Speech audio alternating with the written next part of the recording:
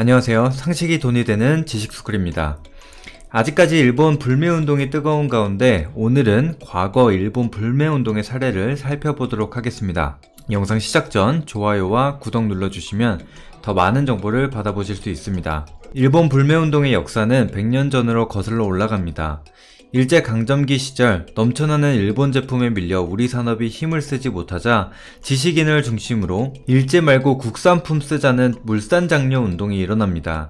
하지만 일제의 강력한 탄압으로 인해 실패로 돌아가게 됩니다. 이후 1992년 일본군이 위안부 모집을 지시하고 통제했다는 공식 기록이 발견되었고, 그로 인해 위안부 문제에 관여한 적 없다는 일본의 주장이 거짓으로 드러나게 되었습니다. 반일 감정의 불이 붙어 부산 지역에서 시작하여 일본에 사죄와 배상을 요구하였고, 1995년에는 광복 50주년을 맞아 역사 바로 세우기 운동을 시작하였고, 대표 일본 담배인 마일드 세븐을 모아 화형식을 하기도 하였으며 TV를 통해 캠페인을 벌이기도 했습니다. 그리고 1996년 우리 정부가 독도에 부두 공사를 진행할 예정이라고 밝히자 당시 일본의 외무장관이었던 이케다는 역사적으로나 국제법상으로 봐도 독도는 일본의 고유 영토입니다 라는 말과 함께 독도에 공사를 하는 것은 자신들의 주권을 침해하는 것이라며 용납할 수 없다고 말을 하였고, 이에 전국적으로 시위가 열리면서 국민들의 반일 감정이 극대화되었고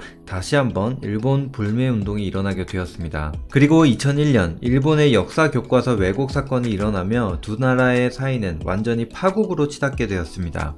2008년에도 유사하게 자국 학습지도 요령 해설사에 독도를 명기하여 불매운동이 있었습니다. 거기서 끝내지 않고 2005년 일본의 다케시마의 날이라는 것을 만들어버립니다. 2011년도에는 일본 자민당 중우연 등 3인이 독도를 방문하겠다면서 김포공항으로 들어와 불매운동을 하기도 하였습니다. 그리고 2019년 현재 일본은 한국 위안부 판결에 양심을 갖고 우리에게 일본 반도체 수출 규제를 시작으로 하여 한국을 화이트리스트에서 배제하는 조치를 취하게 되었습니다. 그로 인해 일본 불매운동에 또 불이 붙게 되었고, 아직까지는 수치화로 일본의 경제에 얼마나 많은 영향을 끼칠 수 있을지는 알 수 없지만 현재로서는 확실히 일본 기업에 타격을 줄 만큼 타오르고 있는 것 같습니다. 그 옛날 우리나라의 IMF 금모으기 운동으로 우리나라의 경제를 살렸다고 말할 수는 없습니다.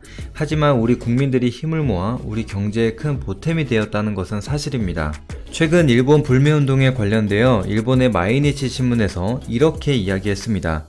한국의 일본 불매운동은 25년간 4번의 불매운동이 있었지만 지금까지 한 번도 성공하지 못한 운동이다. 또한 유니클로 본사 임원이 결산 설명회에서 한국 소비자들의 불매운동에 대해 장기적으로 매출에 영향을 줄 만큼 이어지지는 않을 것이라고 말하면서 또 한 번 이슈가 되었습니다. 일본 불매운동에 성공을 했다 또는 실패를 했다라고 단정짓기보다는 우리 국민들의 소신을 일본 정부에 밝히고 그로 인해 일본 정부가 사태의 심각성을 느끼게 되었다면 우리들은 성공한 것이 아닐까 싶습니다.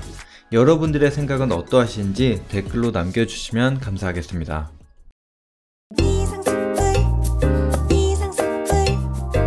주식을 모르면 이상스쿨.